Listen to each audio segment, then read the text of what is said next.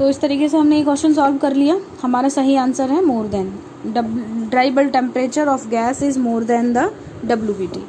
Next question की तरफ बढ़ते हैं। नेक्स्ट क्वेश्चन फिर से इसी से रिलेटेड है। यहाँ दिया जा रहा है कि dew point of a saturated gas phase equals the, किसी सैचुरेटेड गैस फेज का जो ड्यू पॉइंट है, सैचुरेटेड गैस फेज, यहाँ समझना पड़ेगा आपको, सैचुरेटेड गैस फेज का जो तापमान होगा तो उसका जो ड्यू पॉइंट होगा वो किसके बराबर होगा?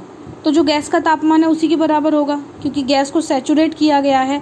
यानी कि अब ज़रा सा टेम्परेचर कम होगा तो उस पॉइंट पर first drop of due create हो जाएगी। हमें पता है कि जब किसी सैचुरेटेड सिस्टम में first drop of due create हो जाती है तो वही उसका ड्यू पॉइंट कहलाता है, वो तापमान उसका ड्यू पॉइंट कहलाता है। सो दैट्स वाई यहाँ पर जो करेक्ट आंसर हमें समझ में आ रहा है, क्वेश्चन ये था कि the due point of a saturated gas phase equals the room temperature, तो नहीं हो सकता। नन ऑफ WBT भी नहीं हो सकता, गैस टेम्परेचर।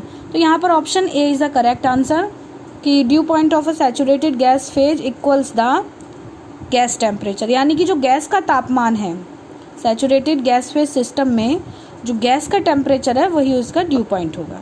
ठीक है।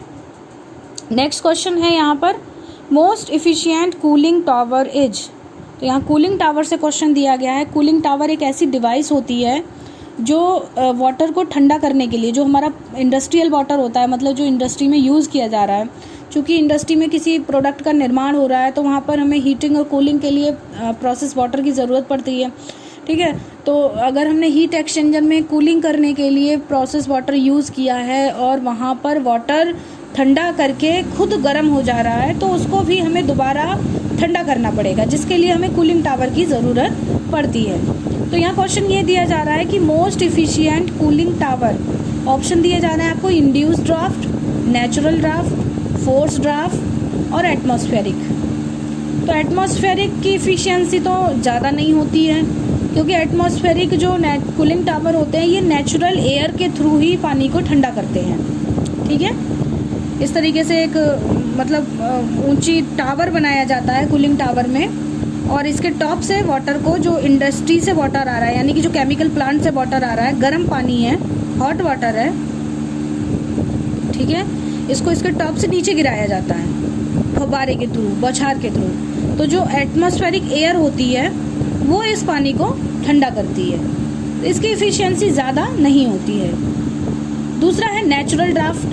नेचुरल ड्राफ्ट भी एटमॉस्फेरिक की ही तरह वर्क करता है। नेचुरल जो हवा का एक ड्राफ्ट बन जाता है तो नेचुरली कूलिंग की जाती है।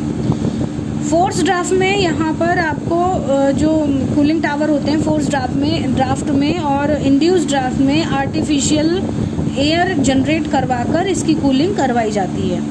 Induce draft cooling tower having the maximum efficiency, most efficient cooling tower is induce draft. यहाँ पर जो कूलिंग की जाती है वो बाकी सारे कूलिंग टावर्स की तुलना में अच्छी इफिशियंसी के साथ होती है।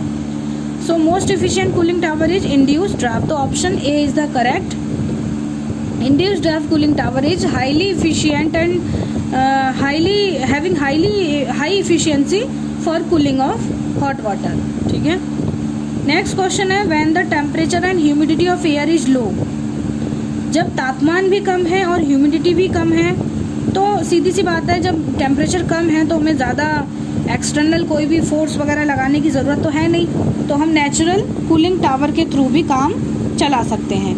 तो इसीलिए यहाँ जो क्वेश्चन आपको दिया जा रहा है, when the temperature and humidity of air is low we used natural draft cooling tower. तो इसका ऑप्शन जो है वो नेचुरल ड्राफ्ट करेक्ट है। और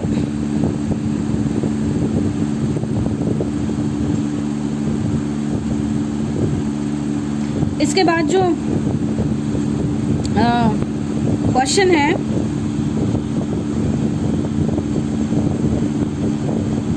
नेक्स्ट क्वेश्चन है मॉलिक्यूलर डिस्टिलेशन। तो ये आपको डिस्टिलेशन से क्वेश्चन मिलेगा। एग्जामिनेशन में भी इस तरीके से रैंडमली क्वेश्चन आएंगे, किसी भी चैप्टर से क्वेश्चन उठाए जा सकते हैं। So be prepare for your examination. ठीक है। तो molecular distillation is high temperature distillation for heat sensitive material, very low pressure distillation, both B and C. Molecular distillation एक विशेष प्रकार का स्पेशल डिस्टिलेशन होता है। ये हाई टेम्परेचर डिस्टिलेशन के लिए यूज़ ना होकर बहुत लो प्रेशर डिस्टिलेशन के तौर पर यूज़ किया जाता है। हमें पता है कि डिस्टिलेशन हम क्यों यूज़ कर रहे हैं। डिस्टिलेशन बॉइलिंग पॉइंट के आधार पर केमिकल्स को या फिर कंपोनेंट्स को आपस में सेपरेट करवाने की एक प्रक्रिया होती है। ठीक है, हम बॉइलिंग पॉइंट के आधार पर मिले हुए दो कंपोनेंट को सेपरेट करवाते हैं। यहाँ ये आवश्यक रूप से हमें समझना पड़ेगा कि जो दोनों कंपोनेंट हैं इनके बॉइलिंग पॉइंट में डिफरेंस होना चाहिए। लेकिन अब ये एक स्पेशल केस है। हो सकता है कि जो केमिकल हमें दिए जा रहे हैं कंपोनेंट के रूप में, इनको जब हम इनके बॉइलिंग पॉइंट तक लेकर आएँ तो ये डिकम्पोज हो जाते होंगे। दैट मीन कि ये हीट सेंसिटिव मटेरियल होते हैं। तो इसका मतलब बी ऑप्शन भी हमें यहाँ पर ठीक लग रहा है कि बी ऑप्शन भी ठीक हो सकता है। लेकिन अब हीट सेंसिटिव मटेरियल हैं तो क्या करें। तो हमें पता है कि boiling point is a function of pressure. Boiling point is a function of pressure कि यदि प्रेशर बढ़ाएंगे तो बॉइलिंग पॉइंट बढ़ जाएगा और प्रेशर घटाएंगे तो बॉइलिंग पॉइंट घट जाएगा। तो हम यहाँ पर एक ऐसी टेक्निक लगाते हैं मॉलिक्यूलर डिस्टिलेशन में कि जो कंपोनेंट मिले हुए हैं आपस में, जिनको उनके बॉइलिंग पॉइंट तक लाकर गर्म करने पर डिकम्पोजिशन होने लगता है, यानी कि कंपोनेंट हीट सेंसिटिव मटेरियल के बने हुए हैं। तो हमें पता है कि अब हम पूरी स्ट्रीम का यदि प्रेशर ड्रॉप कर दें तो वो उनका जो बॉइलिंग पॉइंट है वो भी घट जाएगा। यानी कि जहाँ पहले डिकम्पोजिशन, मान लेते हैं कि इनका जो बॉइलिंग पॉइंट है कंपोनेंट ए का, एक का बॉइलिंग पॉइंट है 100 डिग्री सेंटीग्रेड, मान लिया, लेट्स अज्यूम, और दूसरे का जो बॉइलिंग पॉइंट है वो 80 डिग्री सेंटीग्रेड है और ये आपस में मिले हुए हैं। इन्हें हमें अलग अलग करना है। ठीक है, तो सीधी सी बात है कि हमें इनके एक एवरेज टेम्परेचर रेंज तक इसको गर्म करना ही पड़ेगा, क्योंकि एक 100 डिग्री सेंटीग्रेड है, एक 80 डिग्री सेंटीग्रेड है।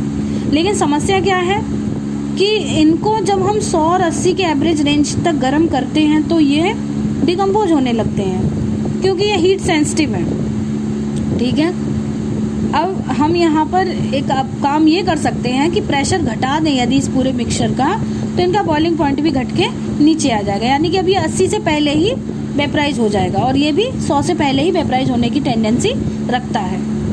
तो इसीलिए यहाँ पर जो हमें सी ऑप्शन दिया जा रहा है, वेरी लो प्रेशर डिस्टिलेशन, तो हमें बी और सी दोनों ऑप्शन ठीक लग रहे हैं। ठीक है, तो बी और सी जो दोनों ऑप्शन है वो डी ऑप्शन में आपको दिए जा रहे हैं। दैट मीन कि इसका जो सही जवाब है वो डी है, बोथ बी एंड सी। तो इस तरीके से मॉलिक्यूलर डिस्टिलेशन के केस में आपने देख लिया कि मॉलिक्यूलर डिस्टिलेशन तब यूज़ किया जाता है जब हमारा मटेरियल हीट सेंसिटिव हो, दूसरा लो प्रेशर डिस्टिलेशन हो।